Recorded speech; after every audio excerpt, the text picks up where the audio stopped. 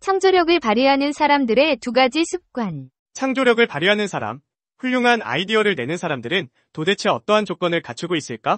머리회전이 남달리 빠르기 때문일까? 그렇지 않으면 남모르게 발상의 기법을 공부하고 있는 것일까?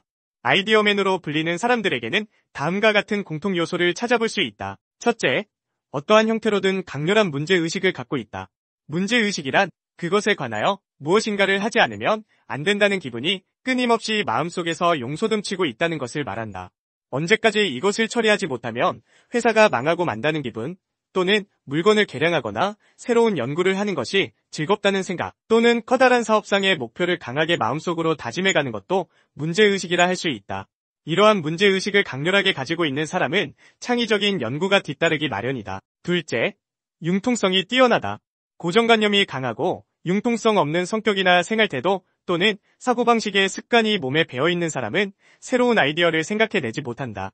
이에 비해 아이디어를 내는 사람들은 대단한 융통성을 지니고 있다. 73세 할아버지가 앞을 향해 앉는 보트를 생각해냈다. 보트가 처음 만들어진 당시에는 사람이 손을 끌어당기면서 노를 저어 전진하도록 만들어져서 배는 앉아있는 사람의 뒤쪽을 향해 전진하게 되어 있었다. 대부분의 사람들은 보트는 본래 그런 것이라고 생각했지만 이 할아버지만은 앞을 보며 젓는 보트가 있다면이라고 생각했다. 이것이 발명의 동기였다. 보트의 방향을 180도 바꾼다는 발상은 고정관념이 강한 사람은 할 수가 없는 일이다. 헤어드라이어는 이름 그대로 머리를 말리는 도구지만 융통성 있는 사람들은 그렇게만 사용하지 않는다. 잉크를 말리거나 미술품을 청소하는 데도 사용한다. 융통성이 풍부한 어떤 사람은 부인이 아이들이 오줌을 싼 이부자리를 말렸더니 잘 말랐다는 말에 힌트를 얻어 이불 건조기를 발명하기도 했다. 이와 같이 융통성 있는 사람들은 지금까지의 습관이나 그 명칭에 구애되지 않고 무엇이든지 활용한다. 그리고 이것들이 동기가 되어 새로운 아이디어가 생겨나는 것이다. 당신이 창의력을 발휘하기 위해서는 정치인처럼 편견이나 아집이 강해서도 안 되고 예술가처럼 사물이나 사람에 대해 유연한 사고방식을 갖고 있어야 한다. 또 지구를 구하거나 무엇을 하겠다는 강렬한 의식을 갖고 있는 자세가 필요하다. 아이디어가 부의 원천이라는 증거들. 부는 더 이상 물리적 노동이나 단순한 정보 교환의 산물이 아니다. 오늘날의 경제에서 부를 창출하는 진정한 원동력은 창의적인 아이디어다. 역사적으로 노동이나 자본에 의존해왔던 사회에서 이제 우리는 아이디어가 가치를 결정짓는 시대로 접어들고 있다.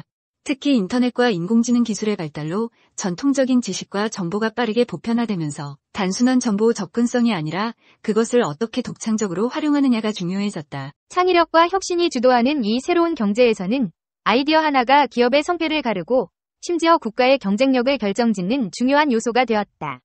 따라서 현대인들에게 요구되는 것은 정보를 습득하고 저장하는 것이 아니라 그 정보를 기반으로 새로운 가치를 창출할 수 있는 능력이다. 아이디어가 부의 원천이며 아이디어가 가치를 결정짓는 시대로 접어들고 있다는 것을 보여주는 증거들은 다음과 같다. 1. 스타트업의 성공. 최근 몇 년 동안 수많은 스타트업들이 혁신적인 아이디어를 바탕으로 놀라운 성장을 이루고 있다. 예를 들어 우버는 기존 택시 시장을 완전히 뒤흔들었고 에어비앤비는 호텔 산업의 혁신을 가져왔다. 이러한 스타트업들은 단순히 새로운 기술을 개발한 것이 아니라 기존 시장을 새로운 방식으로 생각하고 접근하는 독창적인 아이디어를 통해 성공을 거둔 것이다. 2. 콘텐츠 산업의 성장. 콘텐츠 산업 또한 아이디어의 중요성을 보여주는 좋은 예이다. 유튜브, 넷플릭스와 같은 플랫폼들은 독창적인 콘텐츠를 통해 막대한 수익을 창출하고 있다. 이러한 콘텐츠들은 단순히 정보를 제공하는 것이 아니라 시청자들에게 새로운 경험과 감동을 선사함으로써 가치를 창출하고 있다. 3. 인공지능 기술의 발달. 인공지능 기술 또한 아이디어의 중요성을 강조한다.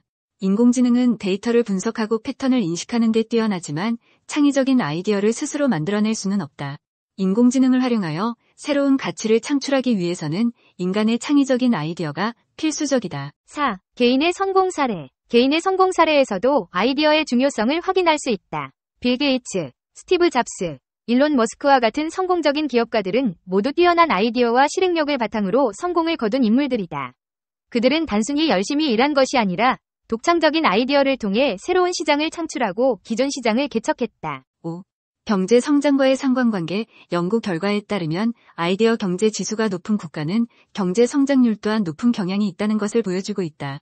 이는 아이디어가 경제 성장의 중요한 동력임을 시사한다. 이처럼 아이디어가 부의 원천임을 보여주는 증거들은 많다. 앞으로 더욱 빠르게 변화하는 사회에서 살아남기 위해서는 창의력과 혁신 능력을 키워나가는 것이 중요하다. 그러나 아이디어의 중요성을 인지하고 이를 활용하는 사람들과 그렇지 못한 사람들 사이에는 큰 격차가 발생하고 있다. 이 아이디어 격차는 향후 사회적 불평등을 더욱 심화시킬 수 있는 요소로 작용하고 있다.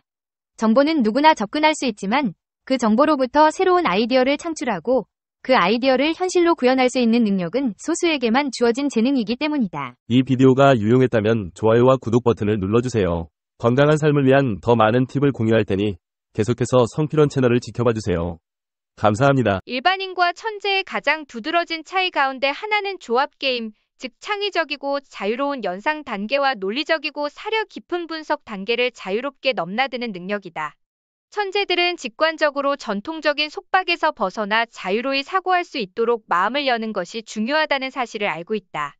아인슈타인처럼 당신이 일단 한번 자유로운 연상의 비밀을 이해하고 나면 당신은 틀에서 벗어나 자유롭게 사고할 수 있는 방법을 깨닫게 될 것이다.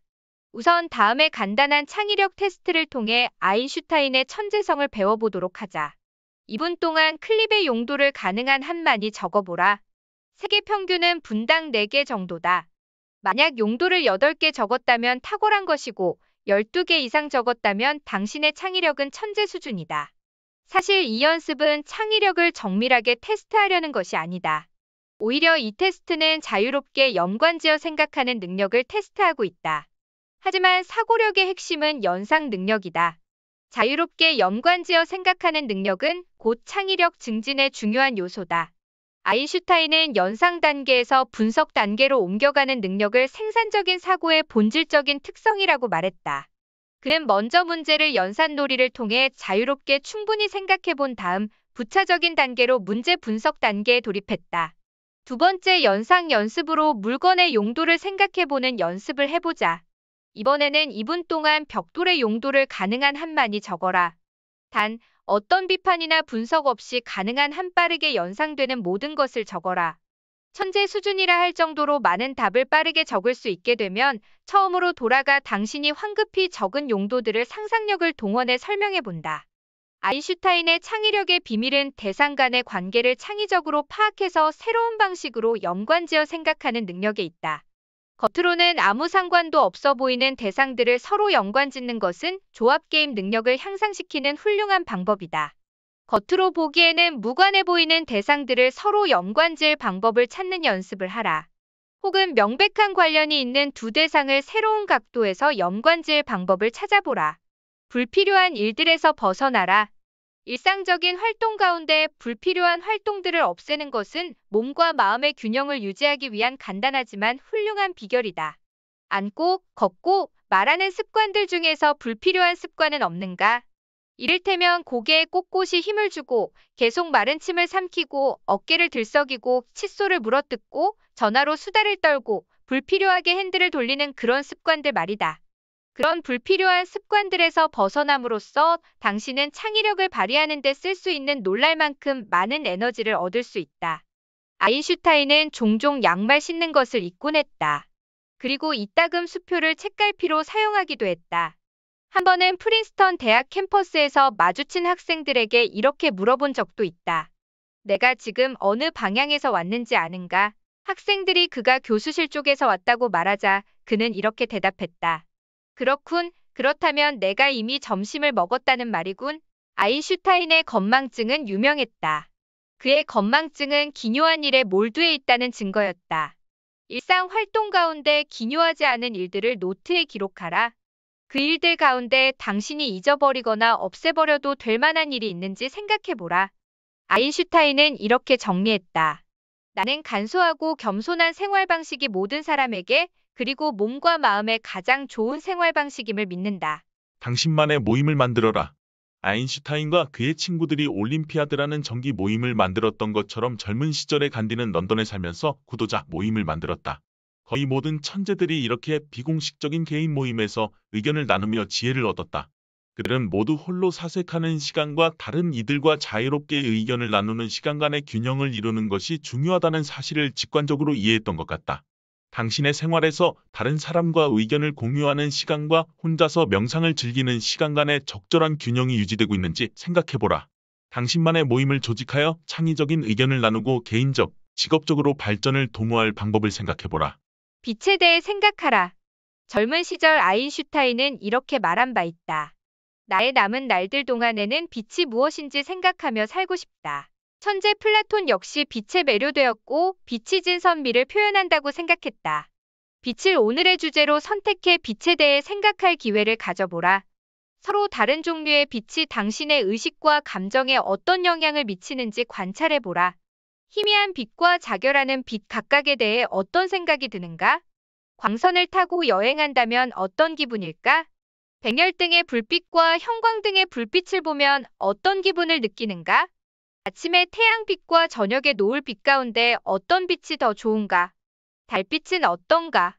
빛보다 그림자가 더 좋지는 않은가? 당신이 특히 좋아하는 빛은 어떤 빛인가? 나는 잔물결로 인해 물 위에서 흔들리는 불빛을 좋아한다. 그리고 사랑하는 이의 눈에 비친 빛을 좋아한다. 하루 동안 빛에 대해 생각해보면 분명 새로운 깨달음을 얻게 될 것이다.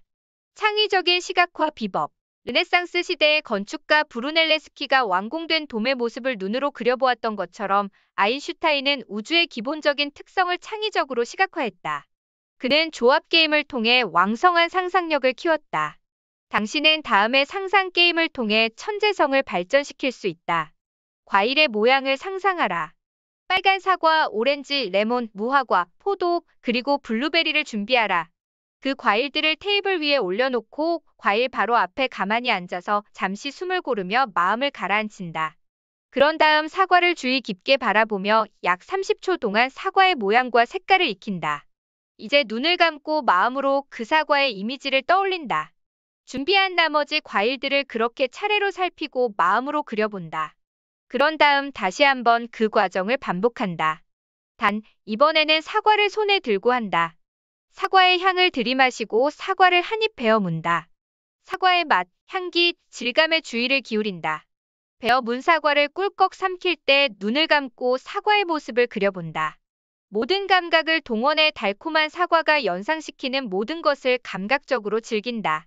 같은 방법으로 다른 과일들을 체험한 다음 과일들을 하나하나 그려본다. 그런 다음 과일의 내부를 상상해본다. 처음에는 본래 크기보다 100배 크게 과일의 모습을 상상한다. 그러고는 과일의 크기를 본래 크기로 축소시키고 다양한 각도에서 과일을 보는 상상을 한다. 이런 연습을 통해 당신은 보다 생생하고 보다 융통성 있게 창의적인 시각화 연습을 즐길 수 있다. 마음속에 명품 감상실을 만들어라. 어릴 적 아인슈타인의 부모는 그에게 세계적인 걸작품들을 많이 보여주었다. 그것은 그의 아름다움을 감상하는 능력과 시각적으로 생각하는 능력을 길러주었다. 아인슈타인은 특히 미켈란젤로의 작품의 매력을 느꼈다. 유명한 예술가의 작품 가운데 하나를 골라라. 예를 들면 미켈란젤로의 피에타 혹은 시스티나 성당의 천장벽화처럼 말이다. 골랐으면 그 작품의 모조품을 구하여 벽에 걸어라. 일주일 동안 매일 5분씩 그것을 자세히 살펴보라. 매일 밤 잠들기 전에 그 작품을 마음의 눈으로 상세한 부분까지 세밀히 그려본다. 이 시각화 연습에 모든 감각을 동원한다. 이를테면 피에타에서 마리아가 안고 있는 예수의 몸무게나 시스티나 성당 천장벽화에서 신이 아담에게 생명을 불어넣는 소리를 상상해보라. 그리고 그 작품을 글로 상세히 묘사해보라. 광선을 타고 있는 아인슈타인의 모습을 상상하지 마라. 이 말에도 불구하고 당신의 머릿속에 광선을 타고 있는 아인슈타인의 모습이 떠오른다면 그것은 당신의 시각화 능력이 뛰어나서 긍정적인 정보든 부정적인 정보든 그것을 받아들이면 바로 이미지화해버리기 때문이다. 하지만 많은 사람들이 자신은 시각화 능력이 없다고 생각한다.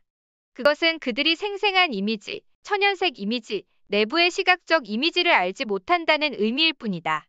만약 당신에게 시각화 능력이 없다고 생각한다면 다음 질문에 대답해보라. 당신 차는 무슨 모델이고 어떤 색깔인가? 아인슈타인의 얼굴을 설명할 수 있는가? 사각형, 삼각형, 원형의 차이는 무엇인가? 두뇌에 저장되어 있는 이미지를 불러옴으로써 당신은 이 질문에 쉽게 대답할 수 있을 것이다. 이미지 흐름을 연습하라. 보통 사람들이 천재성을 개발하는 가장 효과적인 이미지 흐름 방법을 소개한다. 이미지 흐름은 마음속에 잠자고 있는 천재성에 접근할 수 있는 간단하고도 효과적인 방법이다. 우선 편히 앉을 장소를 찾는다. 편안하게 숨을 내쉬며 긴장을 푼다. 천천히 눈을 감고 머릿속에 떠오르는 일련의 이미지들을 큰 소리로 상세히 묘사한다. 간단하지만 유익한 이 연습을 가장 효과적으로 이용하려면 당신은 몇 가지 중요한 지침을 따라야 한다. 첫째, 일련의 이미지를 큰 소리로 묘사한다. 보다 이상적인 방법은 당신의 묘사를 들어줄 사람을 물색하거나 녹음기를 준비하는 것이다. 예를 들어 백사장의 이미지가 떠오른다면 백사장의 풍경뿐만 아니라 감촉, 냄새, 소리, 맛까지 묘사한다. 셋째, 묘사할 때는 현재 시제를 사용한다. 현재 시제를 사용하는 것이 상상력을 이끌어내는 데 보다 효과적이다. 그러므로 현재 일어나고 있는 일인 것처럼 머릿속에 떠오르는 일련의 이미지들을 표현하라. 주제가 없더라도 당신은 이미지 흐름을 이용해 자유롭게 조합 게임과 상상을 즐길 수 있다. 이미지 흐름은 일반적으로 어떤 의식적인 지시 없이도 자발적으로 주제를 표현한다. 당신은 또한 특정한 주제를 탐구하거나 특정한 문제를 푸는데 이 기술을 이용할 수도 있다. 삶은 하나의 예술작품이다. 아인슈타인은 성공의 의미를 이렇게 적었다. 다른 사람을 위해 사는 삶만이 가치 있는 삶이다. 당신의 삶을 주제로 예술작품을 만들어보라. 갖가지 종이 조각을 이용해 당신의 삶의 목표를 표현해보라. 당신은 그것을 이미지 흐름의 주제로 혹은 몽상의 시작 시점으로 이용할 수 있다. 다음 질문들을 곰곰이 생각하고 그에 대한 대답을 창의적인 방법으로 기록한다. 사랑과 인간관계, 나는 어떤 종류의 의사소통과 관심을 원하는가? 직업과 경력, 나에게 딱 맞는 이상적인 직업은 무엇인가? 재정, 나에게 있어 진정한 부는 무엇인가? 학습, 내가 배우고 싶은 기술이나 취미는 무엇인가? 영성, 나는 신과 어떤 관계를 형성하기를 원하는가? 창의력과 자기표현, 가장 즐겁고 진실한 나의 자기표현은 무엇인가? 여행, 내가 가보고 싶은 곳은 어디인가? 건강, 최적의 건강 상태는 어떤 것일까? 봉사와 이타주의, 내가 다른 사람에게 할 수 있는 가장 즐거운 봉사는 무엇인가? 이러한 상이한 주제들을 반영하는 그림을 완성했으면 그것을 이미지 흐름의 주제, 창의적인 몽상의 주제로 이용하라. 그러면 당신은 보다 아름답고 선하며 진실하고 행복한 삶에 한 걸음 다가서게 될 것이다.